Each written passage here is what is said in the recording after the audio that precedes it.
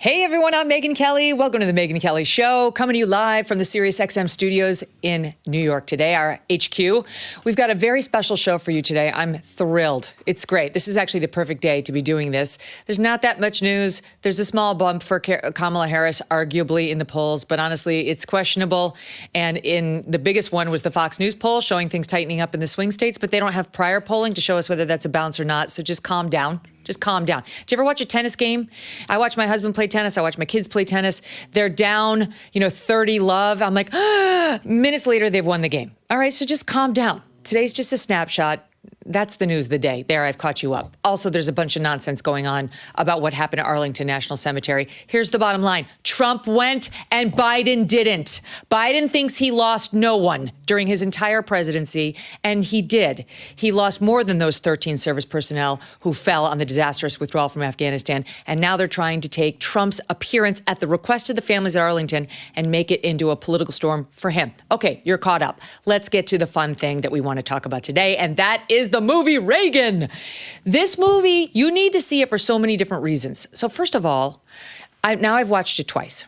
And what you take away when you watch this movie is not, I love Ronald Reagan, though that's one of the things you're going to take away. It's, I love this country.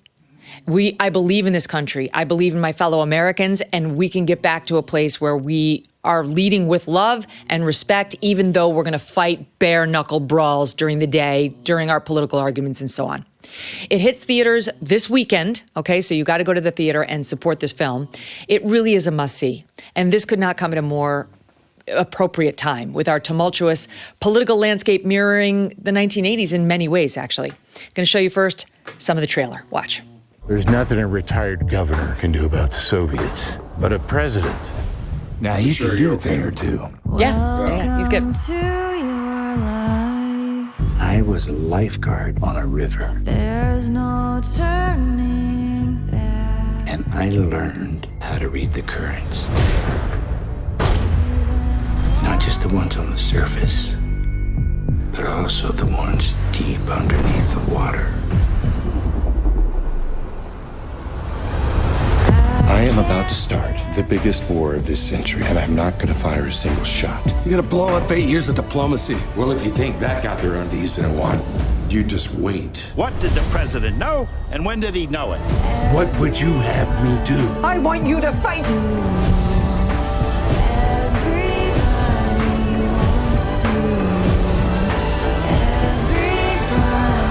Mr. Gorbachev, tear down this wall. Wants to rule the world.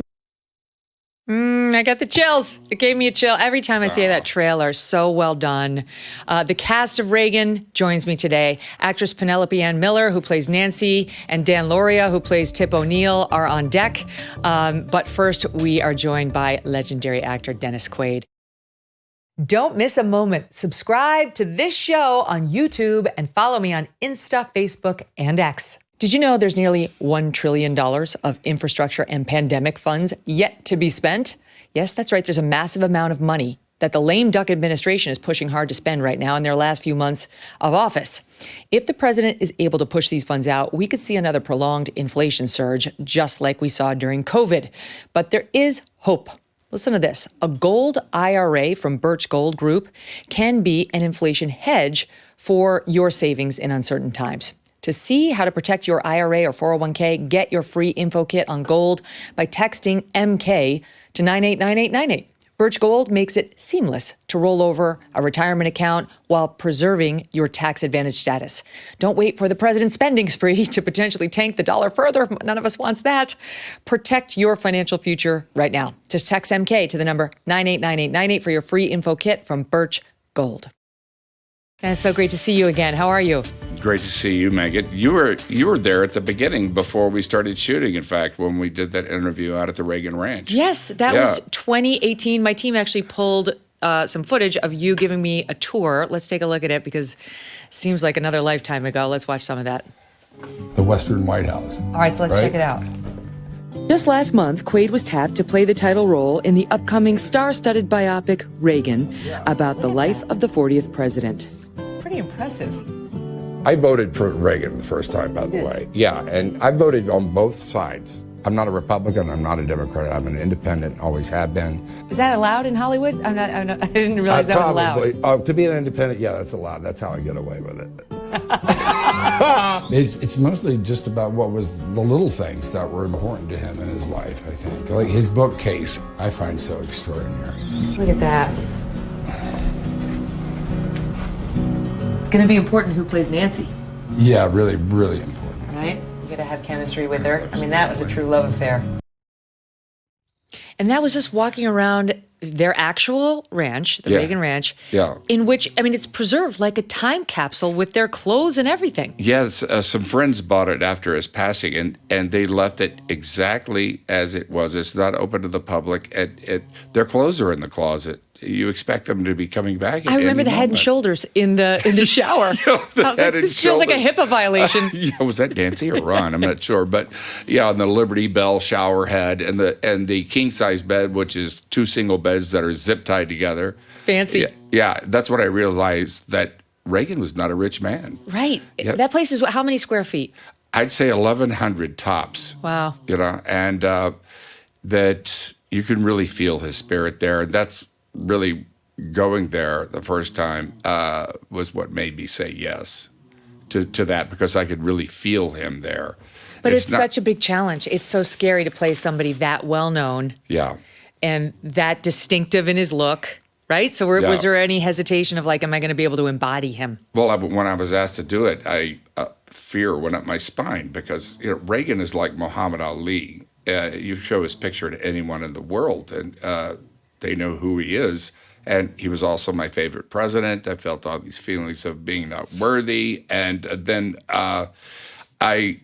so I took some time to think about it. And it was when I went up to the ranch that I could feel him, because I didn't want to do an impersonation. I wanted to get to the human being behind the public persona of Reagan. And, one thing I did find out that was really interesting, it was that to a person, they said that Reagan was sometimes, there was a part of him that was unknowable, that a very private place that he had. And, this is the great communicator, but I think he had a deep place of privacy inside him that he kept sacred. I should tell the audience that in the studio with us here, we have Miss Peaches, who is Dennis. She's meandering now. This is Dennis's bulldog. Yep. And Miss Peaches actually plays a role in this story, too, because in that footage we just showed of Dennis and I at the ranch. Yeah. Here she is. Look at her. We were talking, and there's a scene in the movie right by that pond of Dennis and Penelope, right, as Nancy and Ronald rowing a rowboat, and we were standing right in front of that pond and shooting an interview. Yeah, and Miss Peaches, I mean, she just dropped like a stone into that pond. Yeah, apparently it drops off very quickly. And the next thing you know, I look up, I see your cameraman. He just drops his camera and goes to rescue Peaches. He saved Miss Peaches. Yeah, I guess bulldogs can't swim. They cannot swim at all. So anyway, she's alive and well. Here we are 6 years later. She's fine. She's naturally careful. She's roaming the studio. And if you hear heavy breathing, it's not Dennis and it's not me. It's Miss Peaches. So you decided to take on the role. You had played Bill Clinton. Yes. And as you told me in that clip, you voted Democrat and Republican, as have I. You're a registered independent, as am I. Yeah. But did you worry at all, given the climate of Hollywood, like, it could be some blowback? Maybe just a titch. But, at the time, I think, was that before the election cycle? I think it was. Yeah. It was before the election. It was 18. Yeah, it was 18. And things weren't so divided. I mean, they were divided, but they weren't so divided back then. They always calm down when it's not an election year. Yeah. And then it got really intense. And but I didn't have any qualms about that, because to me, the movie is, for one thing, is not political. Reagan was a Democrat for 40 years before he was Republican for the next 40. By the way, people sometimes forget that. And this was a biopic. It was also, as you said, it's about us. It's about America, really. And those 8 decades of the 20th century where America became preeminent and triumphed in the Cold War with the Soviet Union of the time, that collapse. And so it is about America and that feeling of being an American, which was so fantastic, really, under Reagan. He came along at a time when we were being told we were a nation in decline. And he said, no, we're not. We're a city on a hill, and we're going this way. And we followed. So what I loved about the movie was it takes you through Ronald Reagan's whole life, and it shows you, for those of us who haven't read a bunch of biographies on him, how he got to be the way we knew him to be, that sunny, optimistic, but shrewd and insightful negotiator, leader, and change agent. And it's the movie's based on a book that really gets into all of that. And the movie is set up with having a KGB agent played by John Voight talking to a future Russian leader about what happened. How did Russia lose the Cold War to this guy, this actor from Hollywood? And the book was called The Crusader. And it takes you through the building blocks that made Ronald Reagan this, mostly commercial actor into the leader of the free world in the truest embodiment of that term. And here's one of my favorite scenes from the movie. It's short, but I love it. You're not in it, but I love it. It's the young Ronald Reagan with his mom, and she's teaching him how to handle a bully. Here it is, shot 2.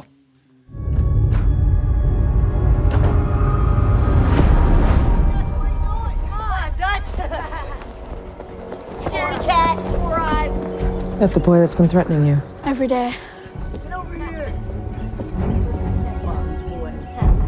He'll be there tomorrow, too. That's what bullies do until you stand up to them. It's time for you to settle this, Dutch. Go on.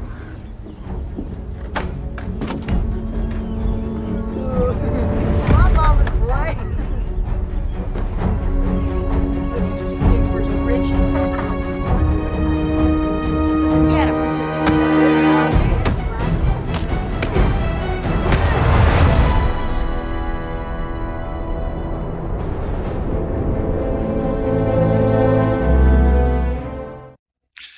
You can run from a bully for so long, but sooner or later, you're going to have to stand up to him. And Reagan put things in a way that everyone could understand, because he governed and he lived his life basically on principles, that go beyond being a Democrat and a Republican.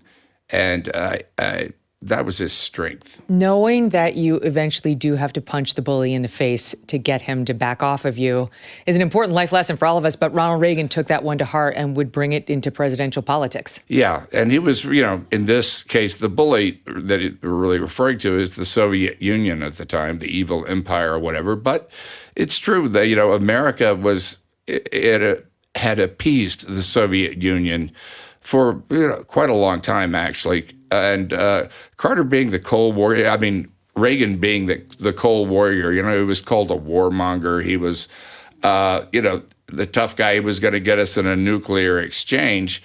But it took a president like him to be able to negotiate with the Soviets because they see appeasement as weakness, and they built up their military in the meantime.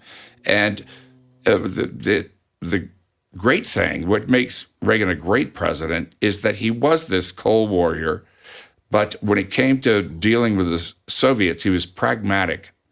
And once he had that relationship with Gorbachev,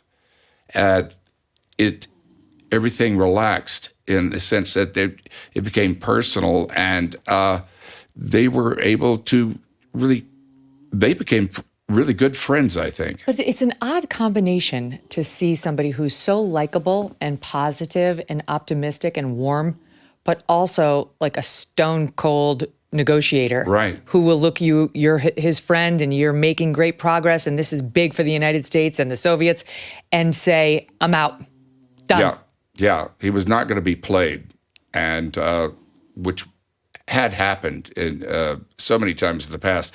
Carter had come along, and God bless him. I think he did an incredible job with Egypt and Israel and making peace really throughout the world in a sense. But he also was. I think the Soviets saw him as weak. He gave away the B-1 bomber. He kept giving away things without asking for anything in return, and it's a little kumbaya, I think, and the that, like I said, the Soviets saw that as weakness. There's a great scene in the movie. I mean, a lot of scenes documenting Reagan dealing with Gorbachev, and where Gorbachev's pushing him, just get rid of your missile defense shield program, and we'll reduce these nukes, and it'll be a big win for you. It'll be a big win for us.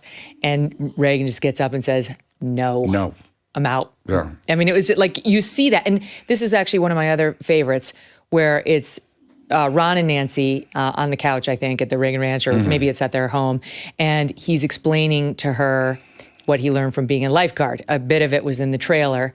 And there's a very funny scene earlier in the movie when we see him being a lifeguard, and he's this young, strapping buck. Yeah. And suddenly a lot of ladies are going down. Yeah. So, a lot of people that he rescued are very not thankful for it. Perfectly fine swimmers, but as it turns out. Those currents underneath the water. And wait, let me play it, and then you react to it. Here's the scene. If we get them to spend money they don't have, they can't support themselves. The Soviets. The Soviets. We've been going about this all wrong. We don't have to match them missile for missile. All we have to do is just keep up the pressure. We have deeper pockets than they do. And here I thought I married an actor. Well, you can always talk to Dick Nixon, President Kennedy, or any of your political friends. But why is it that my husband seems to know what's going to happen before they do? Well, I was a lifeguard at a public swimming hole on a river. And I studied that river. And I learned how to read the currents. Not just the ones on the surface, but also the ones that were deep underneath the water, flowing way under. And I got good at it.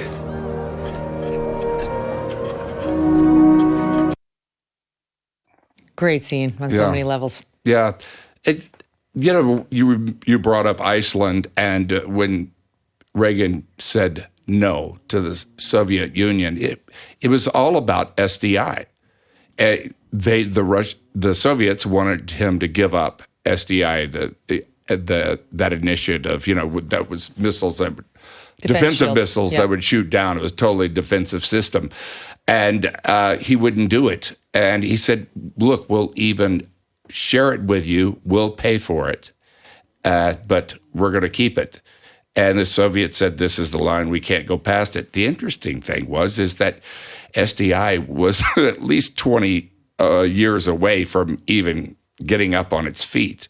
It didn't exist. It was, it was taken from Star Wars. So why would he tank the deal over it? This is the power of negotiation that he had, because they believed it was real. Maybe they didn't believe 100%, but they believed at least 40, 50% that we did have it. And that was the kicker in a negotiation. That's why Reagan was great at negotiation. It's amazing how he got there. This kid from a very modest background, alcoholic father, religious mom, and that's captured in some of the exchanges in the movie, which I absolutely love. She was a strong role model for him, and remember who you serve and who you are.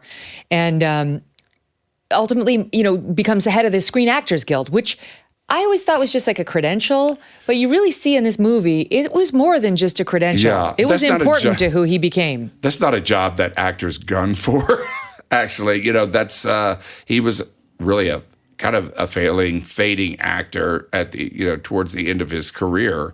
And he was married to Jane Wyman at the time, who won an Academy Award right around that time too. And so I think he felt a bit of a failure, to tell you the truth, in that. I know he never actually got to the place that he aspired to be, and I could really relate with that sometimes in my life. But as at the Screen Actors Guild, it became a place where you fighting communism. That was during the time of where the Soviets, it was true, they were trying to infiltrate the unions and take over in a subversive way. That was always kind of a wives' tale. But once the Soviet Union fell, they found all the papers that confirmed all that. And also, an interesting thing about Reagan is that in 1960-61, he came out of retirement as the president of Screen Actors Guild to negotiate for the actors for their health insurance, which we have some of the best health insurance in the world. I mean, actually. I'm a member now, Dennis, because Yeah. I did a cartoon. I was a big star. Maybe you heard about it. No, Yeah. maybe not. Well, anyway, I'm a member. Yes, exactly. But but that was when he was a Democrat as well. Right. You know. He was strong, and he didn't take any BS from anybody, No. and he knew when it was time to throw down. And we would see that, of course, throughout his life when people, even though he was sunny and optimistic and a great messenger, when people got in his grill, he knew when to push back, from the air traffic controllers who striked illegally, Right. and they all got fired, to Yeah. the infamous moment of, I paid for this microphone. I think Right. we actually have that clip. That's fantastic. Let's watch that one. For the question, you asked me if you could make an announcement first. And I asked you for permission to make an announcement myself. Would the sound man please turn Mr. Reagan's mic off for a minute? Is this on? Mr. Green, Would you turn that microphone you off, asked for me if you would... I am paying for this microphone, Mr. Green.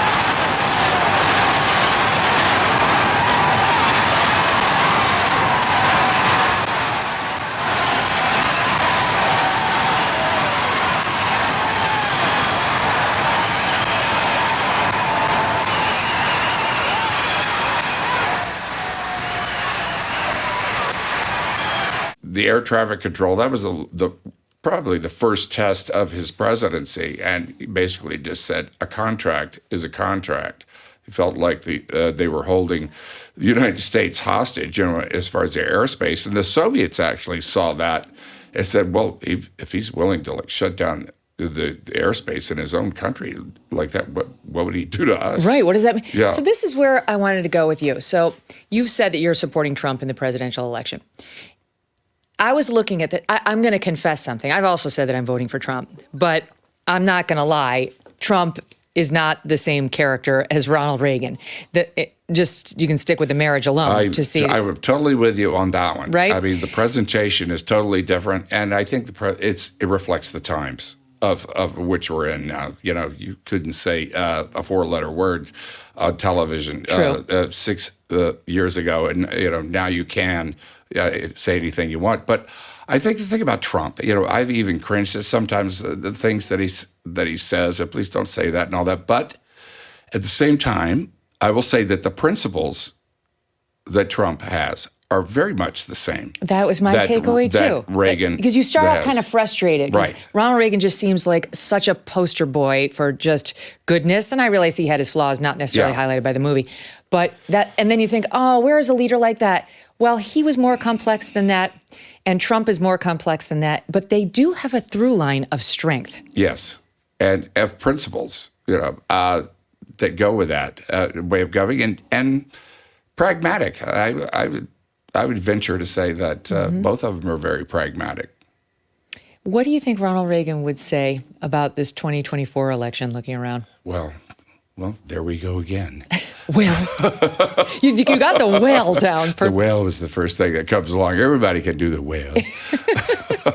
But the issues are really spookily the same as we had 1979, 1980. We had high inflation. We were supposedly a nation in decline. Mm-hmm. We had hostages in the Middle East. We have hostages right now in the Gaza Strip that no one's talking about. I wish they'd talk about them more. But there was a whole feeling of malaise in the country in a certain sense, and the stakes, we were divided in a certain sense, not in the intensity that we are now, but it was post Watergate, and I think there was a schism there with Republicans and Democrats, in a sense, as far as taking up sides. Before that, you'd had liberal Republicans and conservative Democrats. Yeah, the movie in a minute, we're going to be joined by Dan Lauria, who plays Tip O'Neill. And the movie does a great job of highlighting their friendship, notwithstanding their difference in electoral politics. So, and we talked about how Reagan got up and walked out on the Soviets saying, no, I'm going to draw the line. But that friendliness and that willingness to sort of humble yourself and start anew is captured too. And this is something, I mean, Trump takes a lot of guff for going and meeting with Kim Jong-un, right? A lot. But Reagan met with Gorbachev at a time when things were very tense. That's captured a bit in the following scene, which is SOT 4. Let's watch it. I used to do a little acting a couple of 100 years ago back in Hollywood. Let me show you how we used to handle this sort of thing.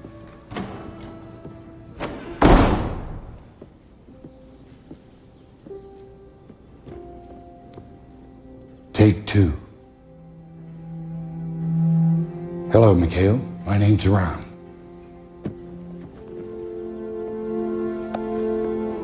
How would you like to go for a little walk?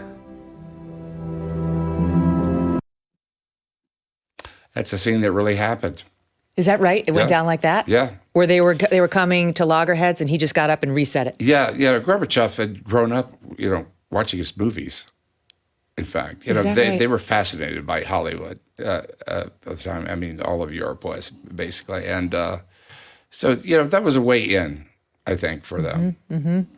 We spent a minute on but how much work went into getting the voice and the mannerisms? Well, I think it was just when you and I had that interview that I think I was just beginning, actually. And so I was lucky that we wound up having like a year and a half to prepare for it. And so I spent my poor kids and my poor beautiful wife having to listen to me for, just suddenly around she's married to Ronald Reagan. Because I wanted to learn it, that I wanted to, just forget about it. And I had to learn, him at 35, the way he sounded compared to in his later years, how he sounded slowed down a bit. They're different voices, really. And YouTube is great for all that videotape that's still out there. The did you do it on your own, or did you get a voice coach? No, I just did it on my own. Really? Yeah, I didn't have the guts to get a voice coach. Wow. I didn't want to be judged. No, it was excellent. Yeah, but I did want to do an impersonation. With the inside of Reagan, that was really kind of more important. Because an actor, you're an actor, you're always, it's always going to be me there. That's just the way it is. Though you do forget it's Dennis Quaid. In the beginning, thank you very much for that. It's like, there you are, and then within a few minutes, you're like, it's Reagan. But when I watch a Jack Nicholson movie or a Marlon Brando movie, it's still, I'm watching Marlon Brando. That's why I went, and so that part is the interpretation.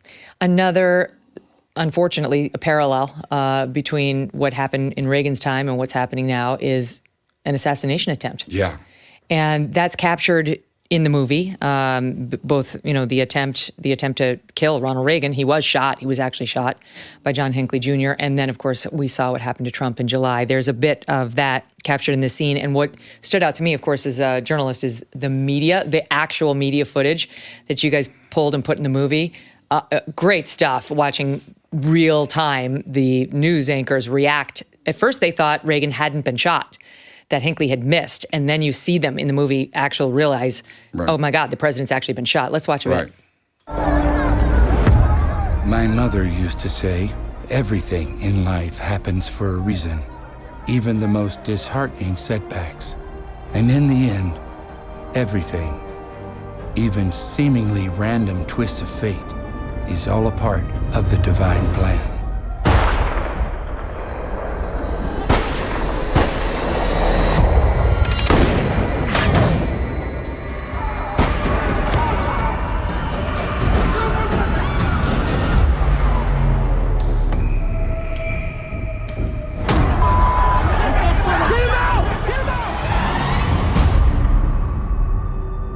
Details are very sketchy at this moment. We don't know precisely what happened. We don't know the sequence. First of all, the president is safe. That is Justice, pardon me, please. Bob Berkowitz. Hello, Bob. I'll wait for somebody in the back room to come up here and tell us. We had been reporting to you that the president was not injured. The White House has confirmed now, just in the last few minutes, that President Reagan has indeed been shot. He is in communication.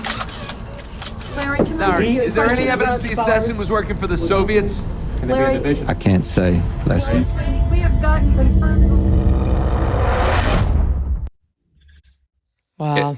Everybody that was alive remembers what they were doing on that day, that exact hour. You know, he was shot, but he had his hand raised to wave, and the bullet actually bounced off the car and entered right here. And so they didn't see it. The Secret Service agent, you know, was on top of him getting into the car, and he said, "Oh, gosh, I think you broke my rib." And they checked him out, and he was fine, and they were headed back to the White House. And he coughed, and this frothy type of blood came out, and they headed to the hospital. And if they'd gone back to the White House, he wouldn't have made it. Oh, wow. A lot of people don't know. He lost a third of his blood. Is that right? Yeah. By the time they got to surgery, it was so close, a lot closer than people realized, that the bullet was lodged not even a quarter inch from his heart. Oh my gosh. Yeah. That classic moment reflected too, where in the movie where he looks up at all the doctors and nurses about to cut him open and says, Yeah. I hope you're all Republicans. Listen today, Mr. President, we're all Republicans. Before I go to break, I got to ask you, having played that scene, and then in July, you see the attempted assassination attempt with a gun on President Trump. What was that day like for you? Here's the takeaway that of that, you know, as to relate it to today, is that when Reagan got shot, it was full disclosure about, we knew about Hinckley and his background and you know, why he had done it and everything within 48 hours. And what do we know now? Sloped roofs are not safe to stand on. Yeah. Why does it take so long? Why do they have to kind of massage whatever they're hearing? Why can't it just be transparent to the American people? Mm-hmm. In a day where it's so much easier to be transparent, right? With incredibly and social media and all of it. Yeah. Yeah, it's dark. I mean, it was Jodie Foster, Hinckley. He had a thing about Jodie Foster that he was trying to impress her. Right. And he acted alone and everything, but all the details were out there really quick. Mm-hmm. And so much different on the Trump assassination. It's been like pulling teeth. Right. That Secret Service agent just embarrassed herself, the head of the Secret Service, who's now gone. All right, there's much more to get to. Dennis is staying with us. And joining us next will be Dan Lauria, who we've mentioned a couple times. You may remember him from Wonder Years. Now he's back as Tip O'Neill. And he actually is, not for nothing, but he's voting for Kamala Harris. So Dennis and Dan are modeling in real life, what it's like to be friends across the aisle, and in a way, an example of the characters they portray as well. Stand by.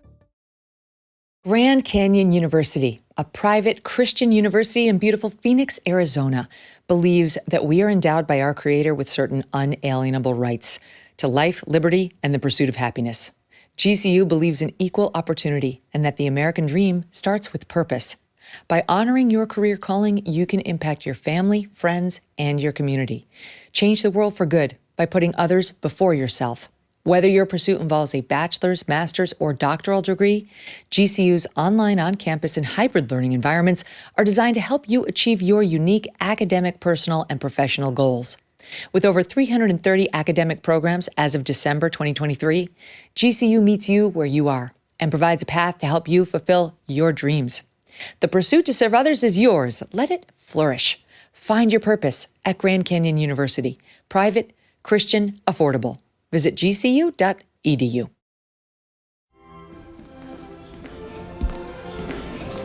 Mr. Speaker. Mr. President, congratulations. Welcome to the Bigs. Now, you enjoy tonight, because tomorrow we go to work. Well, I've been well briefed on you, Tip. I've been told I better get a pretty good head start. That's very Irish of you. Yeah. You plan on going 10 rounds every day. That's how we do things here. All right. Just remember, every day has a 6 p.m. What do you mean by that, sir? Well, after 6, we're not political enemies. We're just two Irishmen having a beer. deal. I love that. Can you imagine that happening today? No, of course, no one can. Like Nancy Pelosi and Trump back when that was not going to happen. No way. Welcome back to the Megyn Kelly Show. Dennis Quaid stays with us today. And now Dan Lauria, who played Tip O'Neill in the movie Reagan, which hits theaters this weekend. They're here together. Dan, welcome. Thank you. Thank you for having us. So that scene kicked it off, and then we'll get to the hospital scene, which was just one of the best of the movie. But what did you learn about their relationship when you were studying up on Tip O'Neill? Well, they didn't really know each other very well before Ronald Reagan came to the White House. I mean, they met each other, but they decided that they had found common ground that they could work on, and they did. And during that process, they actually became very good friends. It's just hard to imagine in today's day and age. Yeah, and this was a Democrat Congress. Yes. With a Republican president. And they got a lot done during that. A lot. Especially dealing with the Russians. There were a lot of Democrats that didn't want to support Reagan, and Tip O'Neill got them in line and said, no, this is bigger than politics. We got to do it. And Reagan was always very gracious with his comments to and about Tip O'Neill. And they were called Reagan Democrats. Yeah, that's right. And they had tax cuts. Yeah. And then they also did a little tax raising too, actually. But it's compromising this way and that. Well, we got to the place where line, compromise is a dirty word now. What line? I love the line where I say to Dennis, you'll do anything to get a tax cut right after you're shot. Yeah. You're right. Okay, so this is one of the best scenes in the movie, and it's one of the ones that when it was done, and I've told this story before, but Mark Joseph is a friend of mine, he's the executive producer of the show, of the movie. I was sitting with him, and I just couldn't move in my seat. I was crying. I was just... So were we. Right? I was immobile. It was like, we've lost that. It was, yes, I loved Reagan, of course, and I felt his loss and the loss of that sort of character and leader. But this friendship and this ability to work with each other and not demonize everybody on the other side, I feel like it's slipping away day by day. And here it's embodied beautifully in a scene. You saw the attempted assassination scene, and now here's the scene, which actually happened, of Tip O'Neill, the Speaker of the House, Democrat, going to visit Ronald Reagan in the hospital after he'd been shot. Let's watch. Boy, he'll do anything to get that damn tax cut. I left specific orders, no Democrats within 100 yards. You'll have to grin and bear it. How you doing, pal? Well, I don't recommend getting shot. No. You know, Tip, I think there was a reason for all this. There's a big job left to be done, and whatever time I have left, it belongs to him.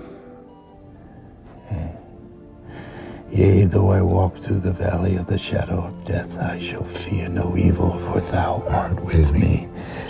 Surely goodness and mercy will follow me all the days of my life, and I will dwell in the house of the Lord forever.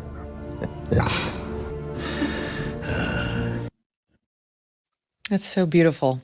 Yeah. What was it like going into that? Did you feel a responsibility? Oh, very much so. And I have to tell you, I've been doing this for 50 years. Dennis made it so easy, because if you don't work together on a scene like that, it falls flat. And we're on the opposite ends of the boat. We're really like Tip O'Neill and Ronald Reagan. Yeah. But we found the common ground, and Dennis said, go for it. And we went for it. And it's a good scene. It was like 4 a.m. Yeah. Is that right? Yeah, but Tip, he was the first visitor to Reagan's other than Nancy, after the assassination. And they got together almost on a weekly basis over at the White House. And I mean, you don't see that anymore. It's only when they have to. It reminds me, in another life, I practiced law.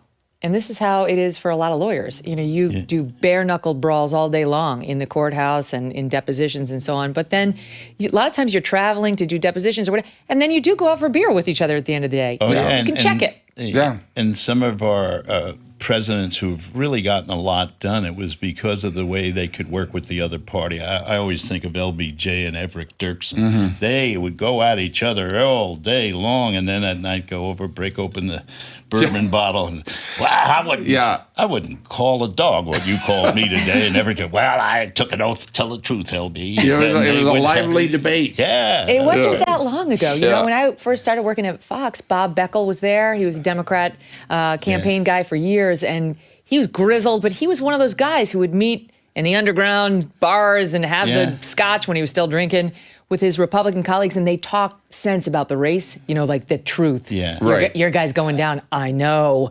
And they'd be real honest with each other. That circle of silence that the lawyers also have. And the thing, the truth is Republicans and Democrats, we need each other.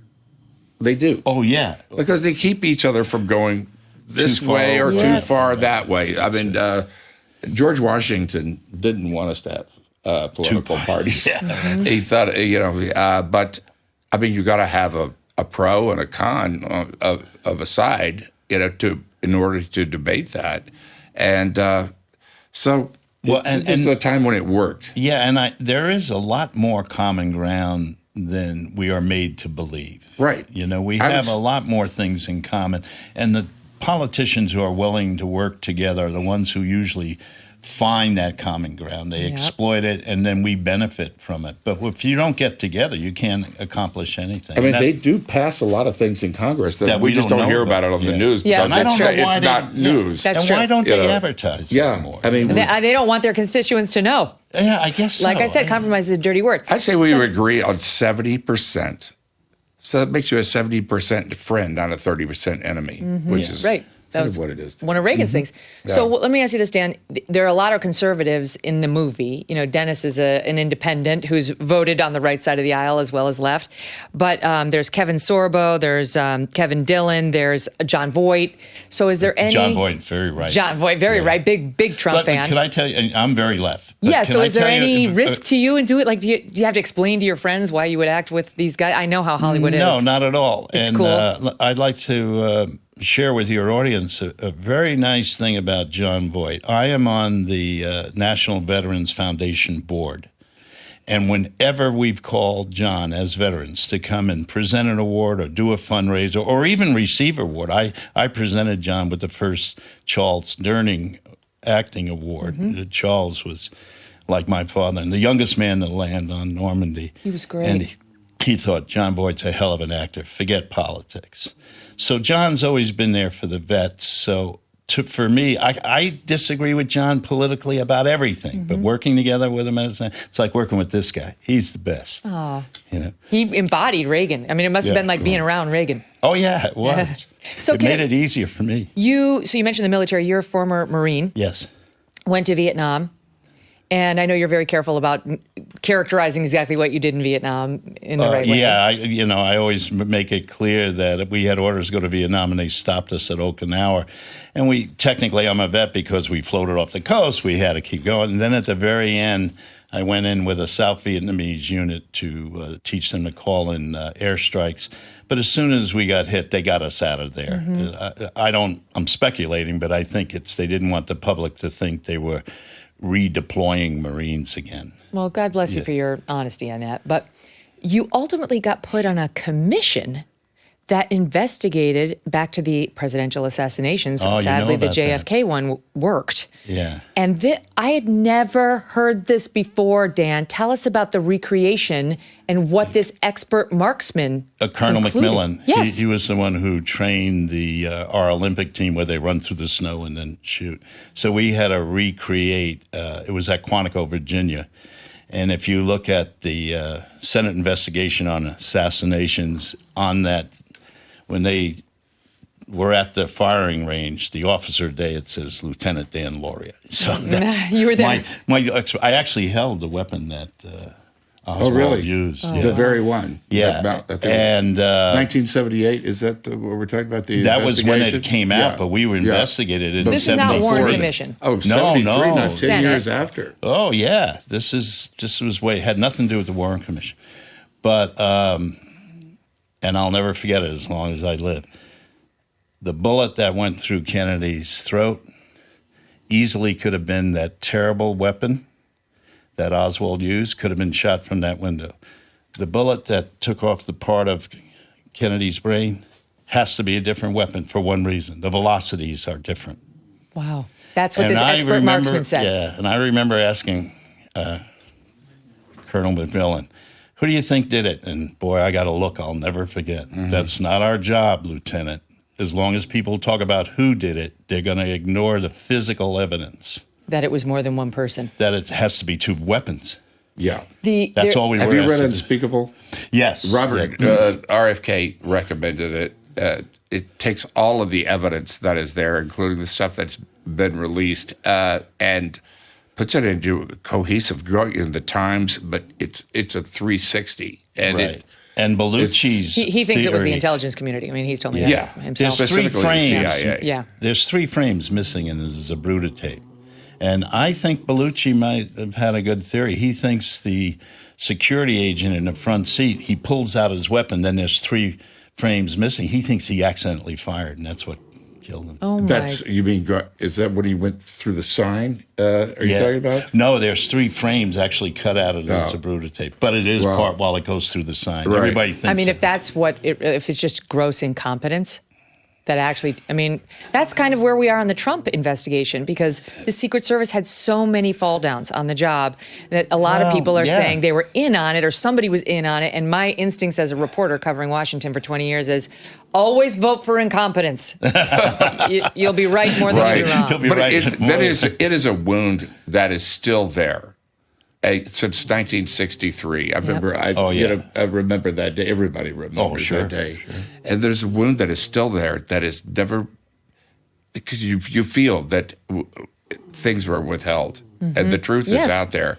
And we need to know in order to heal, even as a nation, in order to go on. Well, it's so confusing we need because to know. I don't think any president's ever going to let us know. Trump had the chance to release Every those president JFK, did. but I mean, you would think Trump would have. You know, he was big on like pulling back the curtain and busting things up, but he didn't. Tucker was just on last week saying it's because of Mike Pompeo, who told him not to do it. But now he's saying that he'll put RFK-J in charge of declassifying certain things. So, I mean, maybe we'll finally get to see what happened to his uncle. He wanted to. You're he wanted more to release, optimistic than I am. Wait, Dan, can you tell the story about the three dummy bodies that they shot through? They had 3 dummy bodies. They had a tower set up. The distance, by the way, isn't as far as you think from the window in the book depository to the actual to John F. Kennedy. But they shot from there, and not once did that terrible weapon go through 3 body density dummies. Yeah. Then they put 3 dummies, and they went straight on, head on with it. It didn't go through 3. So that thing about the bullet going through the magic bullet. Yeah, making a right turn through crazy. the seat. That's That insane. Into his. Yeah, through his wrist and into his thigh. Get out of here. What I mean, did you if you think, buy Dan? that, I got a bridge going to Brooklyn. I'll So sell you now, very I'll ask cheaply. you, as somebody who's actually served our country honorably and worked on this commission to figure out who was behind a presidential assassination. I just heard a disturbing story about a group of Democrats who I know who celebrated when they saw the Trump assassination attempt.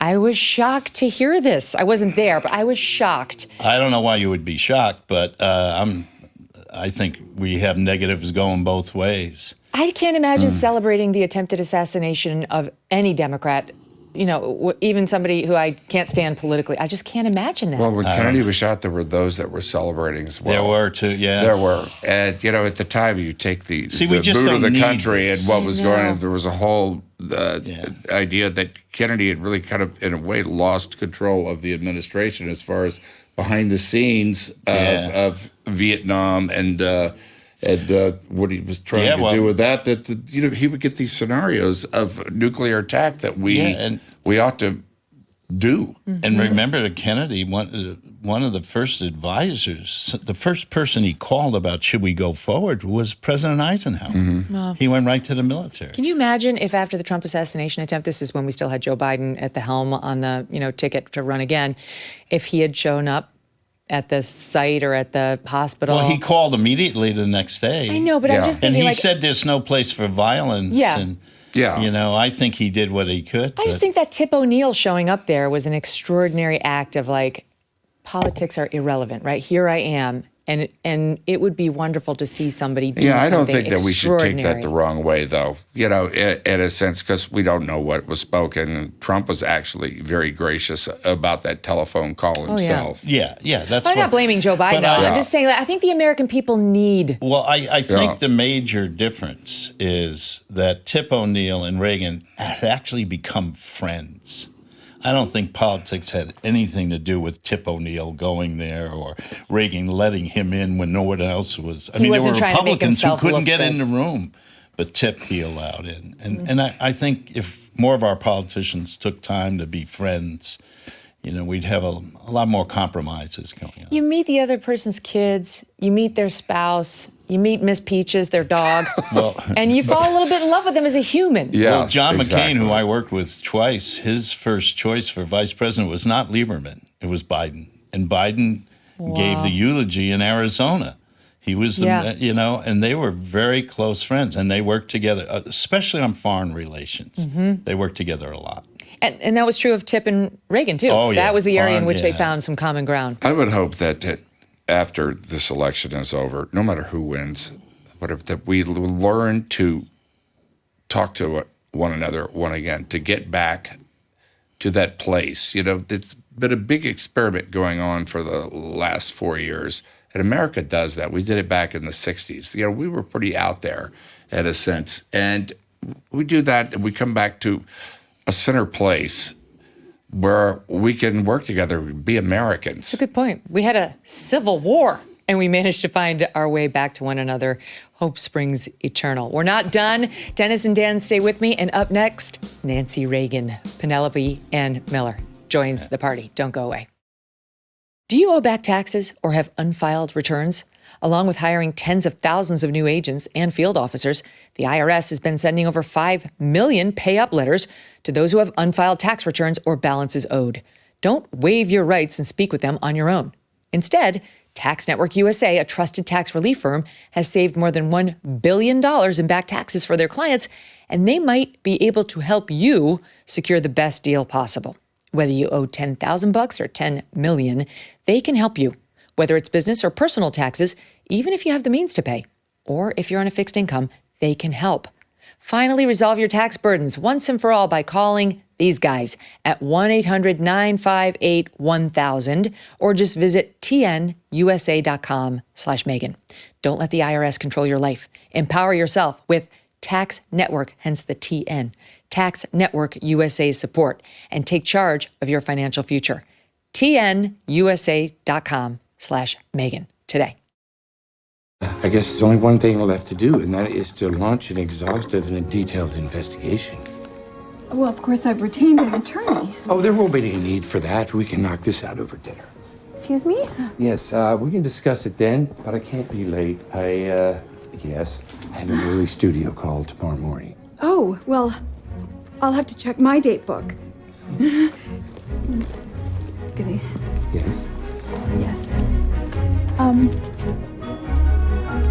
Well, I think I can manage it, but I have an early call, too. Well, then it's a date. Yes. Yeah. Okay. Thank you. Pleasure. Goodbye for now. That is Ronnie and Nancy meeting for the first time as shown in the movie Reagan, which hits theaters tomorrow. As I said to you before a couple weeks ago, run, don't walk. Make sure you go and support this movie. It's such a special piece about our country and ourselves and offers just a sprinkle of hope that we can find our way back to each other. Actors Dennis Quaid and Lauria are still with me, stars of the film, and now the woman who brings it home, Penelope Ann Miller, who plays Nancy Reagan. So nice to have you here. Thank you. It's so nice to be here. Thank you for having us. You nailed it. You nailed this part. What was the secret to doing that? Oh my gosh. Well, it was a daunting task for sure, and I was very nervous about playing somebody so iconic and so famous. And just so we know, Peaches the dog is snoring. If you're wondering what that sound effect is, I don't think it's hitting air, but we're enjoying sorry. it. I just want to make sure they didn't think I was making weird noises. So what's wrong with Penelope? I was like, she's making some weird noises. Anyway, just to clarify, but I did an enormous amount of research, and I just really wanted to honor her legacy and pay tribute to this woman who existed and was quite prolific and was a stateswoman, and I wanted to do right by her, and so it was really important that I get it right, and I really wanted to capture her essence and her spirit. Rather than doing some sort of superficial external portrayal. And so to humanize her, obviously reading her memoir was huge for me. I read her book called My Turn, which it was her turn. And just to hear things from her point of view, I spoke to her press secretary, Sheila Tate. I read her book, Lady in Red. Here I am wearing Nancy Red.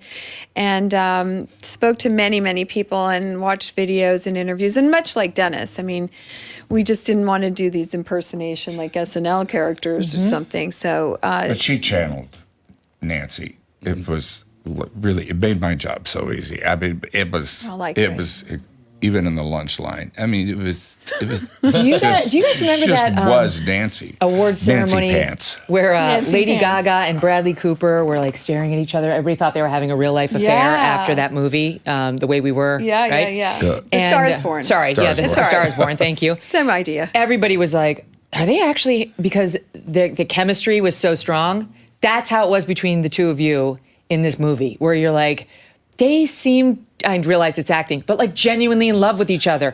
The pond scene, the plane, I'm going to show the plane scene. After the attempted assassination, when I said I should have been there, I wasn't there. I always walk on your left side. That scene really moves me. Right. Because they really were inseparable, and they were not just a power couple, but they were a partnership. They and were truly in love. In love. And he wrote her love notes. He was crazy every for day, her. even after he was shot. Well, I think after his first marriage, I think he was so disillusioned, and I think he couldn't believe that he could find someone that would truly love him for him and believe in him. And I think it was her belief in him and belief in his greatness and his greater purpose is actually what catapulted him not only from governor of California, but to then 2 terms as president. She did not know she was marrying a future president at all. No, and she was very apolitical, actually.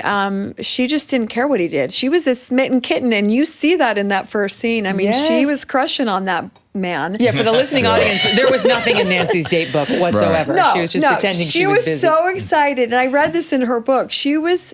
I don't know if I can use this word, but she was titillated and very excited to meet Ronnie. And when there was more than one Nancy Davis, and she was the other Nancy Davis was connected to the Communist Party. And so when she was working with Mervyn LeRoy, who's producing a movie, she said, I need help with my name, and he said, well, you can meet with the president of Screen Actors Guild, Ronald Reagan, and no joke, I saw this in an interview. She said, well, that would be just dandy.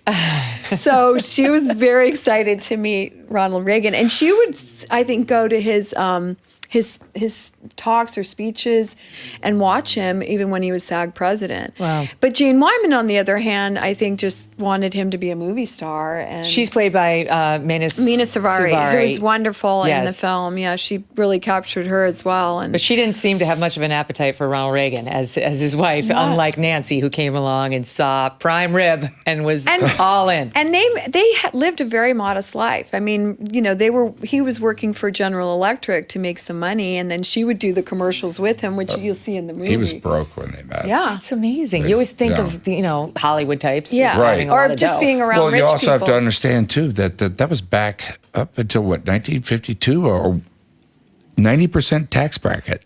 Oh, gosh. From the Depression onwards, that's what it was. 90% in the upper bracket, 90% of what you made went to Uncle Sam. And we could be going back there soon. Yeah, and then you then you got state tax after that, by the way. Oh gosh, the state tax. Okay, that's horrifying. I have all three of you here, because in a minute it's just going to be Penelope and yours truly. Can we talk about the attempted censorship of the movie and how crazy this is? Well, I said last I checked, Reagan wasn't running for president. So Right. I'm a little confused since it was, 40 years ago or something, that he was in office. And it's part of our history and our culture. And I actually don't even know. I know people from both sides of the aisle and in between, and I feel people are genuinely excited to see this film because these were the Reagan years, and I grew up in the 80s, and I don't understand it. I don't understand why this is not a political film. Did this happen to you when you played Mary Todd Lincoln? Well, also a political figure. Yes, but Mary Todd was vilified like Nancy was, which we can get into later. But anyway, go ahead. Well, I think both sides, people from both sides of the aisle, my friends too, are outraged about any kind of censorship. Right. And Well, we're talking about free speech. We're talking about a free market. Right. And it's, if it can happen once, it happens, then it's going to happen to you eventually. It's always going to happen to the other side eventually. That's what I'm talking. And our side, if we as a people just have wind up having this silent assent to it over, a period of time, then we get used to it. Mm-hmm. And the next thing you know, we say, where did our freedoms go? Well, it's very interesting because Mark Zuckerberg is out there this week saying we were pressured. This is him in writing saying we were pressured by the Biden administration during COVID. And we submitted, and we shouldn't have submitted. We should have been more skeptical on the things that they wanted us to censor. And we regret that, and we're not going to be doing that anymore. And at the same time, the Reagan, it's been a couple of clips that have gotten censored, but the paid promo to promote the movie, much in the same way we just showed the audience with the trailer, has been censored repeatedly. They said it was a mistake, and yet they continue doing it. The reason it was censored and was because it was an attempt to influence an election. This is what they claimed. That's what they said. That's what they said. And my point is that you banning or censoring that is itself an attempt to influence an election by keeping information from or one side of information away from the American people. There's also many people in this film, including Dan and Mark Moses and Xander Berkeley. I mean, I could go on and on about people in this movie who aren't conservative Republicans. And it's surprising to me because when we made this film, which was 4 years ago, it wasn't during an election, we didn't do it for political reasons. We did it because we're actors, we're artists, we want to play real people. We want to have these opportunities. And we did it because we thought this story about Reagan had never been told. Right. There's not a ton of movies about him that we I have to know choose of. from. No. Well, in a way, I think it was fortuitous that COVID delayed everything and it hit now because we're at a political fervor, which makes people more interested, I think, in our historical figures in the politics lane. But it was just nonsensical for Facebook to, whether it was the automated algorithm or otherwise, they should have corrected it and said, for sure, we need people to see this, same as we need to see information about any of our political leaders. That's why even, we were talking about this earlier, even the people who were, who posted about glad or like he missed, about the Trump assassination, in the end, you have to defend their right to say anything that they want. Sure. In the end, otherwise it's free speech, and that's what it is. Yes, you're allowed to say, this is something the young people today don't understand. Hate speech is protected by the U.S. Constitution. That's what makes America special. Right. Yeah. That's one of the gorgeous things about us. Yeah. You can say dumb things and hateful things. That's what we live in a free country. Yeah. We want this. We want to stand by those. Our forefathers created this and got out of communism and dictatorship. That's why we live here. And then somebody can stand up and tell you you're an idiot. That's fine too, right? Right. Like, that's why it's okay to burn the people American flag. versus Larry Flint. There's so many things in the civil rights movement. We So- go back of the House of Un-American Activities, all of that stuff. Dennis told me that that my quote I gave was censored. That I gave it to a publication in support of the movie. Right. So that got censored too. Yeah, we'll just interview. wait to see if this gets, because the thing was, it's that it happened. I wrote a letter to Newsweek, which turned into an article. Facebook 2 hours later after it came out, apologized, said it was their automated systems that had picked up buzzwords or whatever it was. It was because it was, trying to influence an election, and that they were going to correct that, and they were sorry about it. Fine, we'll move on. But then 3 days later, it happened again, and it happened the next day, and it continues to happen. And so, why is that? Well, I'm going to read my quote right here because I have a lot of listeners and watchers. Yeah. Here is what I said, what I wrote. The irony in Facebook banning Reagan ads is that this is a movie about a historical figure who, yes, was a politician, but whose bipartisanship and friendship with Democrats is an important theme of the film. It's a movie about America and how we used to talk to each other and respect each other, irrespective of political differences. On cue, Facebook bans promotion of the film, apparently seeing it as socially divisive. Facebook has embarrassed itself and done a disservice to the nation with this moronic decision. I was right. Stand by my statement. Yeah, 100%. right. I mean, if we allow this to keep on going, it's the social media. I mean, and the tech giants have gotten so big. I mean, it's getting to the point of together they may be more powerful than the government. It's certainly as far as getting the word out and things like that. I'm a liberal. I'm against all censorship. You're good. Books. Old school liberal. You guys didn't bring that. And if we allow this to keep on going, then we're headed towards oligarchy. Dan, conservatives don't want to ban books. They don't. Really? Well, I can speak to this from somebody who's pushed for some of these so-called bans.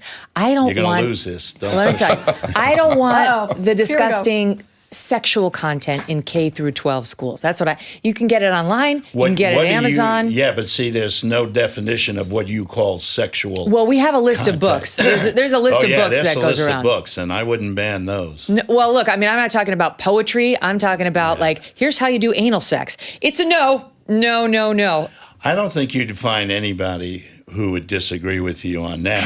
But when you take out certain words out of books because they're not right, or you're going to place God in the book where it isn't supposed to be, that's just as bad as You start getting into Lenny Bruce I'm territory. not disagreeing. Let me get it straight. Right. I'm not disagreeing with you about the Reagan movie. Right. That's terrible. Yeah. If that's true, that is terrible. You'll have as many liberals fighting for you as you will conservatives.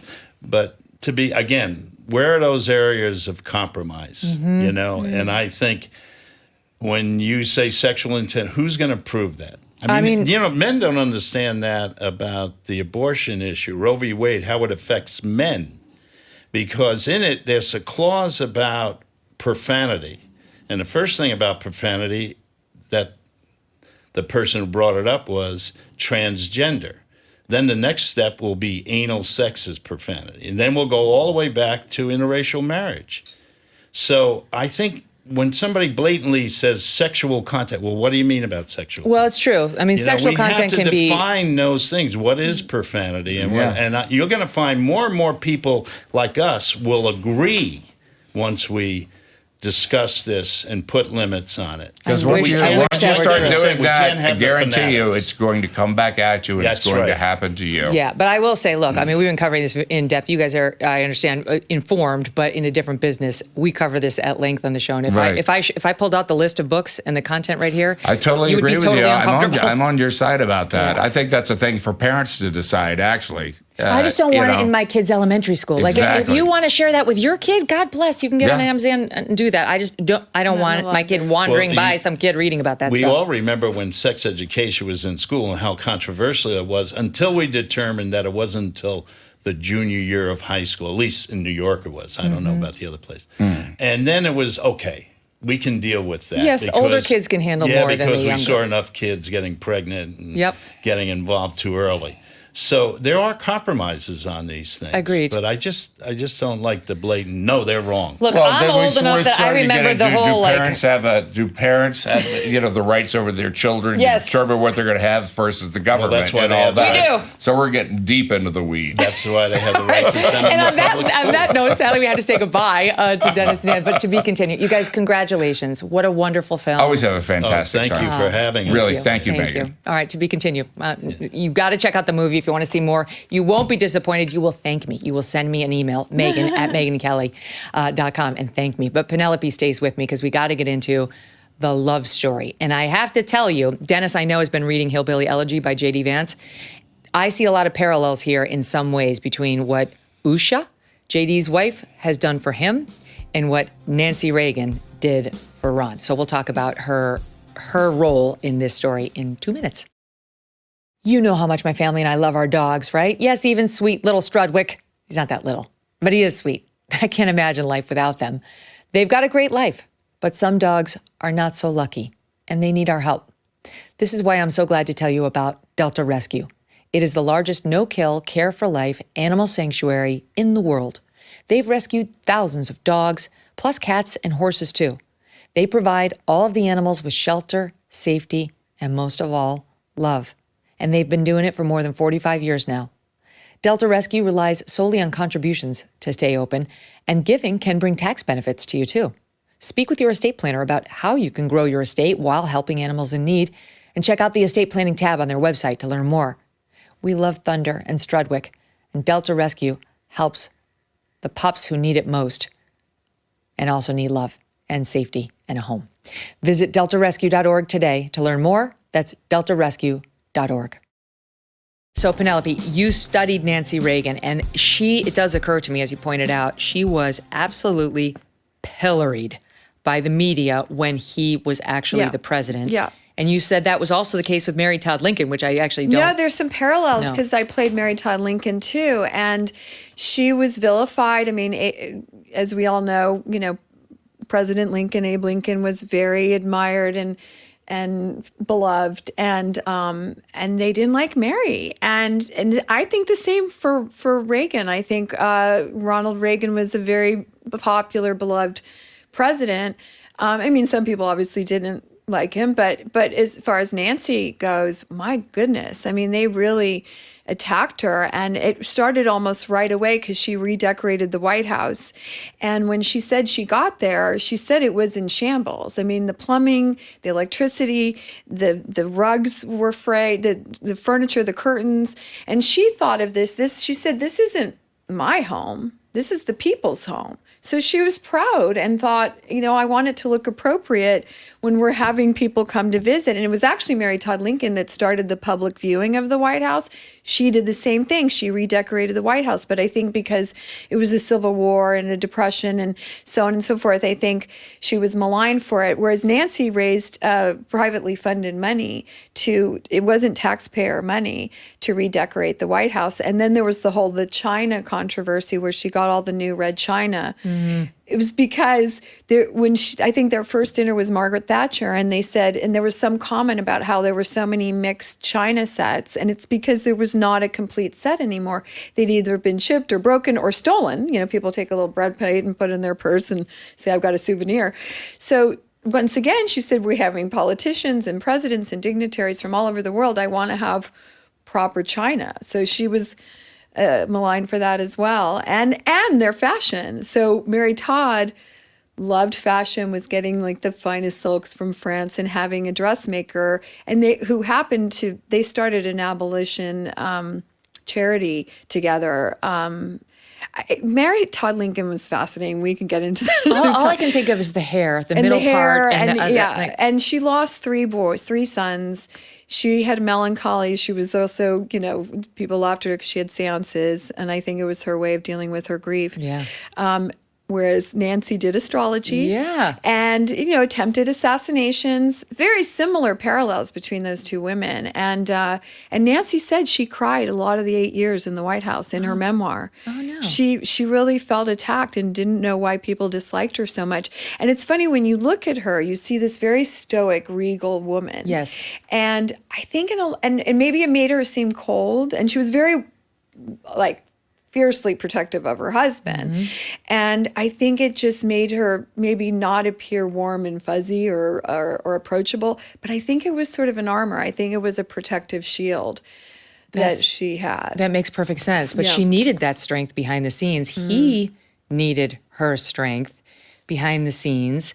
And this is what the point I was trying to make before we went to break. Dennis had mentioned, before that he's reading Hillbilly Elegy, or recently read it. And I know J.D. Vance a bit, and I know that Usha, his wife, played, and continues to, a critical role in his life and his development as a man. Yeah. That he told me personally, she helped show him how to love, how to be in a relationship. Yeah, that's so interesting that you point that out. And because, as I mentioned before, he was really hurt Reagan was hurt by his first marriage to Jane Wyman. She was a movie star. She wanted him to be a movie star. He started to get more political, being Screen Actors Guild president, and she had absolutely zero interest in politics. She hated it.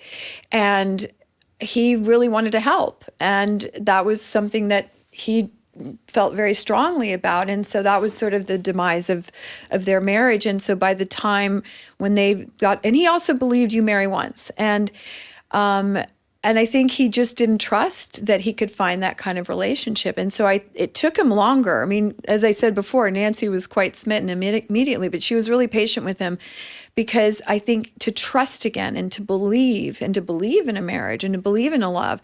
And I do think, just like you said about J.D. Vance's wife, I think, and that's why he wrote her all these love letters, is because I think once he found this and it was real and it was true, that I think he just appreciated her so deeply that he wanted to prove it to her all the time. And he wrote this book, and that's the cover of the book, and it's called I Love You, Ronnie, and it's all the love letters he wrote her and notes, just telling her how he appreciated her, and the fact that, she don't sign up for the job of First Lady, and how much he also appreciated her constant support. And that thing with a man behind a woman, or behind every great man is a woman, but also there's a lot of misogyny there as well. Because I think when there's a woman behind a man, she's manipulative and conniving and devious. And I'm sure you've dealt with this in a lot of areas of your career. But a man behind a man is a strategist. Right. And I just feel like they don't like strong, powerful women. And she wasn't somebody who was seeking power. No, she really like we was. saw that with other first ladies. She wasn't like that. No, she didn't care about being famous or powerful. I mean, she liked wearing her fancy dresses.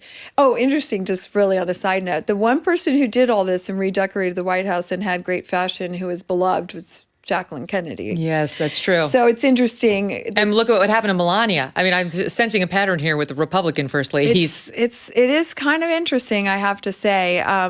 But I do think that she really was. She believed in his greater purpose, and that she wanted him to be happy. And there's that scene in the movie where I say, or Nancy says, I've had to share you my whole life, but that's what I signed up for. And I want you to be happy. And she knew when he didn't win the second time he ran, and she knew he wants to run again. Yeah. And I believe in this man, and I believe in his greatness. And he even said, and so did Ron Jr. at the memorial, my dad would never have been president of the United States if it wasn't for my mother. I believe that. Yeah. And I think she propelled him. Watching the story. And also, I think she was important because he was so sunny and optimistic. She was the realist. Was the cynic. Like, listen, you're in trouble. We have a bit of that in this one scene. Before I show it, can you just tell us about the Air Force One shots? Because this is shot on Air Force One. Yeah, we got to shoot at the Reagan Library as well as the Reagan Ranch, which was incredible because, of course, all their furniture hadn't been touched and their clothes in the closet. And but going to the Reagan Library was incredible because we were on the actual plane, Air Force One, that they would fly in. So we're sitting in the chairs and doing these scenes that they were in and walking around. And it's not a Trump plane. I mean, no gold. This is a little plane, So not as big as it used to be, but we were also on Marine One. And just to be able to shoot in those places that they actually lived in and just feeling their spirit and their energy, and it was pretty phenomenal. It raises the stakes for you. It's it does. Oh gosh, Yeah. I'm sure you want to do. Thank God for the hair and the makeup and the wardrobe, because that creative team that we had on the movie, did an amazing job of recreating us to look as close as possible to these people. Yes, I was saying to Dennis, you totally forget that you're actors embodying these parts. You think you're looking at the actual people. I hope so. That's what we hope. Here's a bit of a scene when Ronald Reagan, Iran-Contra hit, did we trade arms for hostages? And he was in danger of being impeached, and his wife, Nancy, knew it. Watch. Honey, you know Washington. You know the way it works. It's politics, that's all. They're talking impeachment. No impeachment. Yes, they want to destroy you. They're putting you on trial, removing you from office. This isn't about politics anymore. This is about you. Everything is at stake. One more headline, one more star witness, one more arrest, and they will do it. I have cooperated with them. I appointed a special prosecutor. I've turned over every document I have. What would you have me do? I want you to fight, or this is all over.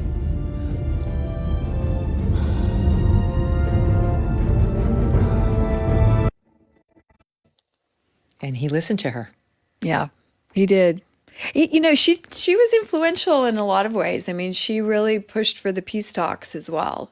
And she was actually, because I read it in her memoir, you know, she said, you better go before another one dies, because they kept dying, you know, the Russian presidents. And so that was really important. That's portrayed in the movie too, as like the Russian, they keep dying. Which is so funny. Another one dies, another one dies. Yeah, it was wild. There's so much that you don't know that I found, and I love history too, and I feel like, you know, I want us to remember our history. You know, it's part of our heritage and our culture, and I think it's so important. But there's so many things that I found that people have seen this movie, including myself, who did the research too, and there was so much that I didn't know. There was so much about Reagan I didn't know, and I think what's cool about a film like this is, and it's not a political drama, it is a biopic, and it's finding out about all the things that we can't see, like being the fly on the wall, and finding out about these relationships. And that's why at the heart of it is the love story. How about the guy who's camping out in the tent, who becomes a speech writer? Oh my God, hysterical. Is that right? real? I actually forgot to ask Mark Joseph whether that's a real story. Apparently it was. That's insane. Yeah, it's insane, right? And then she says, oh, you know, he won't talk to you for 5 minutes, he'll talk to you for hours. That's why Nancy won't let the guy in the tent come in. Yeah, and that's once again, she said, it's my job. Your job is to be out there and be charming. And he was disarming and charming and wanted to be loved and everything. But she felt it was her job to be paying attention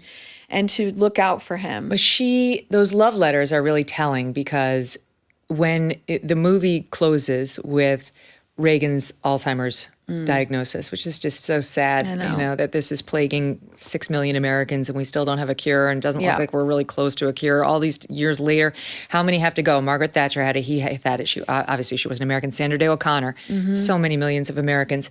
But when he found out he had it, wrote a love letter to all of us. Yeah, to the American people and to Nancy. Wanted us to look out for her. Oh, I know. It's so heartbreaking. Yeah, because he knew how painful and the grief that she was going to have watching him, you know, living through this horrible disease.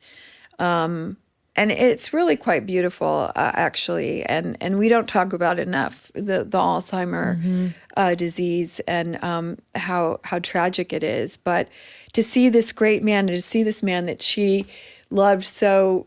I mean, even at the end of the movie, in the credits, when that's what got me, where she won't let go of the casket. She's literally like leaning on over it and kissing it. And it's so heartbreaking. I know. Even, you know, my other favorite, well, that wasn't a scene in the movie, but it's a real life thing. But it was after the assassination attempt, when she comes to the hospital and she's saying, you know, I should have been there, because they were really inseparable. And she said, I always walk on your left. And then he said, but it would have been you then. And she felt so guilty for not being there for him. But the thought of losing him then was horrifying. That is one of the things that's most beautiful about the movie. So I watched it with my husband. I watched it with Mark the first time, and then I watched it with my husband the other day. And I really think that was, like, when we watched it together, that was our number one takeaway. It was just a reminder of how lucky we are to have each other, to have found true love. I like to believe, and I do, that my husband and I love each other the way those two loved each other. And it's great to see that celebrated. Yeah, so absolutely. often, like the TV these days is talking about the extramarital affairs, and this one's 3 people in the It's like, it's a beautiful relationship, a beautiful marriage in which they both loved and supported each other. Yeah, and a true partnership. And I think it's so, like you said, refreshing to see in a film. And I think that's what tugs at your heartstrings, and that's what makes it emotional, and why you care about these people, regardless of how famous they were. It humanizes them, and also it's a great example of a real love and a partner where you lift each other, and you support each other, and you have each other's back. And she was his rock, and I think it is beautiful, and I think that's why people get emotional at the end of the movie. And this is what's fun about going to the movies is to have, to feel something, to not just be assaulted with these special effects and, horror movies that are assault on our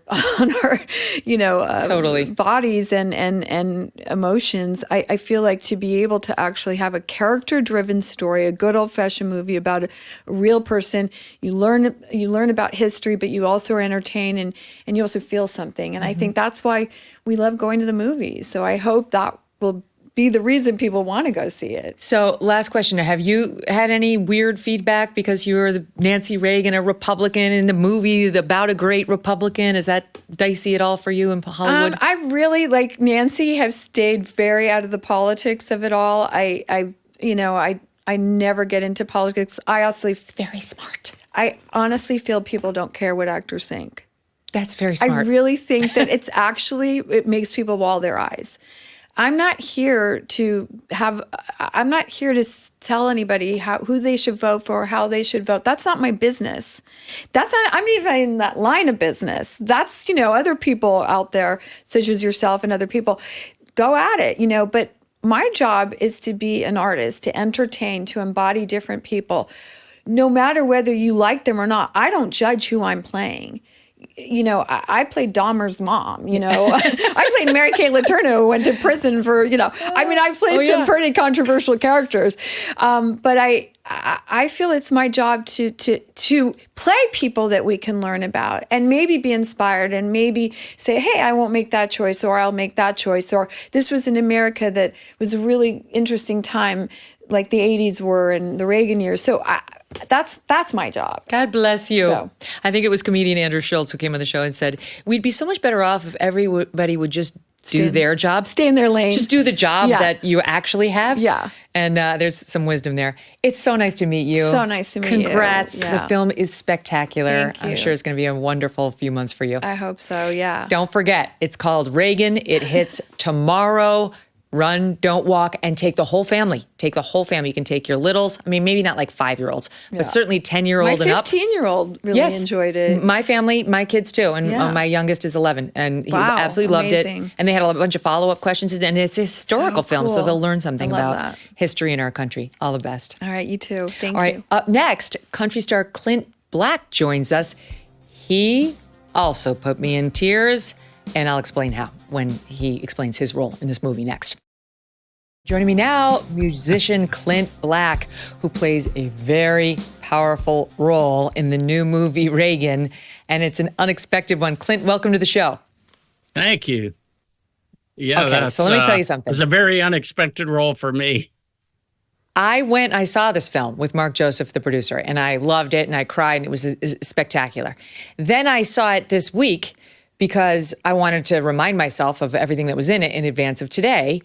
And up pops Clint Black singing a song that will bring me to my knees in tears on a regular day, never mind when it's sung by you over Ronald Reagan's final moments in this scene. Here's a little bit of Clint Black singing a song you will all know. All my memories gather around her, miner's lady, stranger to blue waters, dark and dusty, painted on the sky, misty taste of moonshine, teardrop in my eye, country roads, take me home.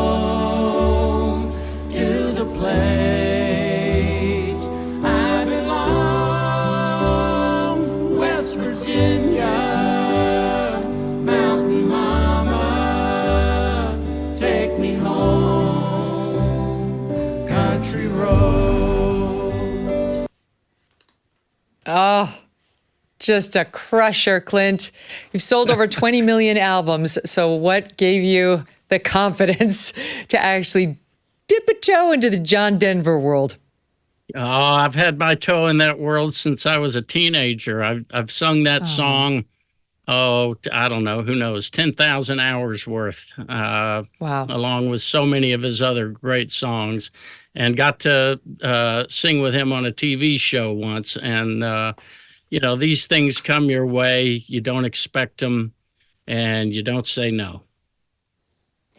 So you don't say no, but you're recognizing the bigness of the moment, right? Because you've got John Denver, of course, but you've got the final scene about this epic American figure who's a hero.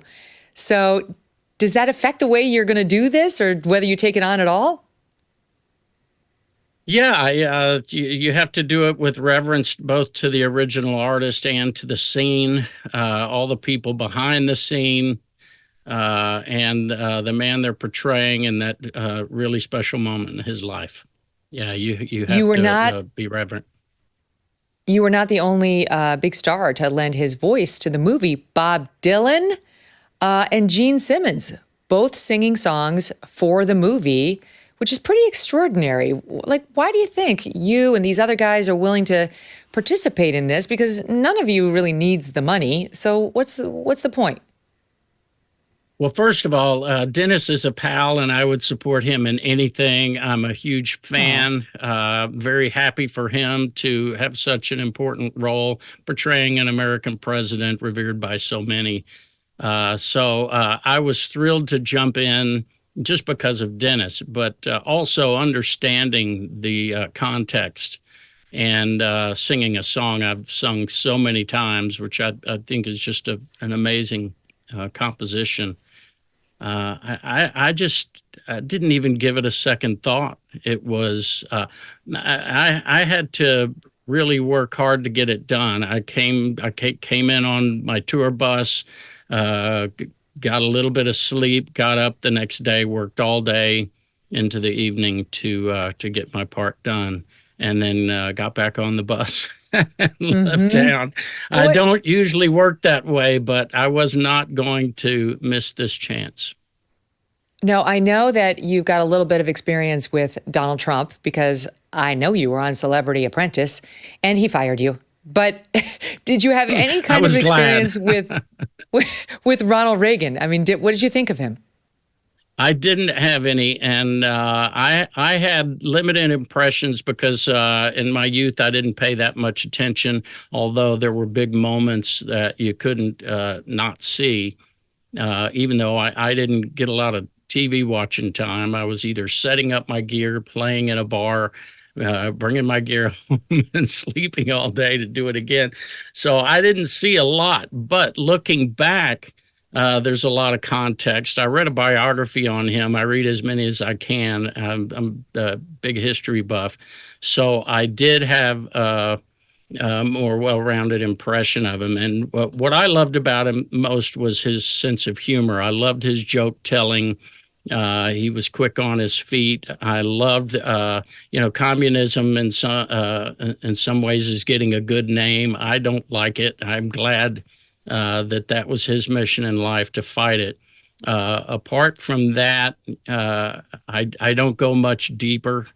To me, he was. I think we were all of us, no matter where we stand on politics. I think in his time we were much closer together than we are now, and it's sad to see. I'm already blocking people on Twitter for attacking me for singing a song in this movie.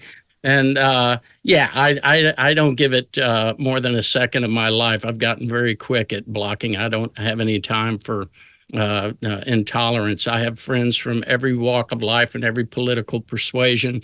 I always joke that I allow the people I love to be as misguided as they need to be. And I love them for what is lovable. And I try very hard not to hate. That's very Reagan-esque of you. I mean, I know what you're saying. I'm always kind of disappointed when I see somebody I love as a performer, especially a musician, because music is so transformative. It can improve your mood like that. It's just such a special piece of most people's lives that I don't want any negative associations with the person whose music I love. So as a consumer of the product, I thank you for that. I think we should have less politics in our music than we have right now. I mean, I'm sure you've seen a lot of this happening around you. Yeah, I feel like if someone's passionate about a policy or a principle, that doesn't affect me. If they turn ugly about it and start attacking people who disagree with them, and on a personal level, I think policy debate is it's where it all started at the Continental Convention and all the compromises that had to take place to form this union. And if we can't have that, then we don't have a country. But if you turn it into something personal, then I think you've gone down the wrong path. What do you think? I mean, I do wonder, because some people aren't that ginger about it. They go off into the political lane in music. And then to me, it seems like you'd be having your audience, right? You'd be cutting your audience right in half. I respect my audience too much. I appreciate them too much to make them feel like I don't respect it. I don't respect their role as an American, their ability, their rights, and all of that. I want to entertain them so badly that I will do my best to not taint that with something that's offensive. Mm-hmm. What do you make? Because one of the things I love about Reagan is you cannot help but feel patriotic when it ends. You know, you're just reminded of the things that make us special as a country, as Americans. And I think given your line of work, you experience that more than most on a daily basis. So where do you think we stand as a country right now when it comes to our patriotism? You know, I feel like we mostly, I think we mostly all want the same things. We want to look after that single mom who almost doesn't stand a chance to raise her kids well. We all want the education to be the best in the world. We all want the security and the safety in our communities. We all want so many of the same things.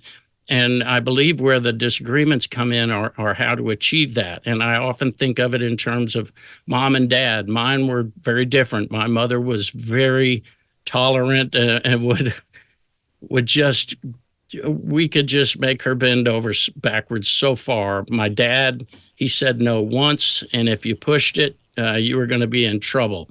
And I often think of that as an analogy to our political climate. And I think if we all appreciated that we all really want the same things, and let's find the compromises to get those things, we would be much closer together.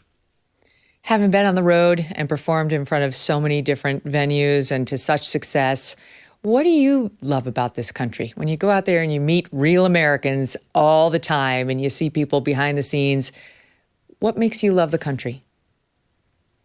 Well, I appreciate the history. I appreciate the sacrifices to create this document that governs us, the Constitution. I appreciate the fact that, you know, I was living hand to mouth and have managed to build a business and raise a family. You know, I appreciate how much alike we all are. I don't care if you're in New York or Maine or Alabama or Texas.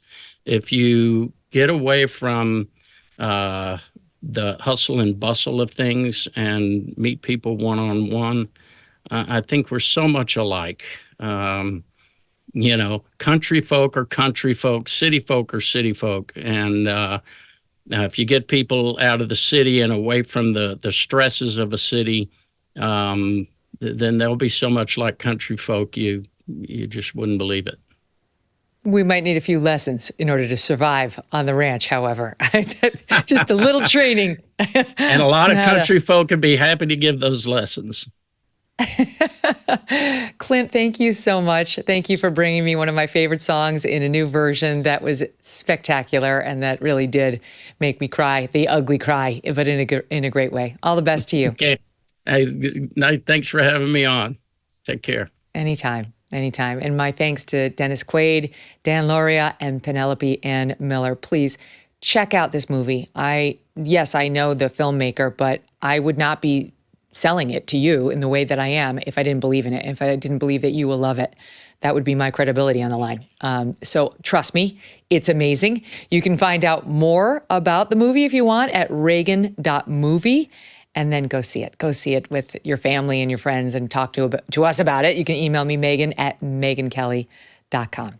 Tomorrow, we are going to have our reaction to the big Kamala Harris interview tonight with her emotional support governor. We'll see how she does with her big white blankie next to her across from Dana Bash. We'll see.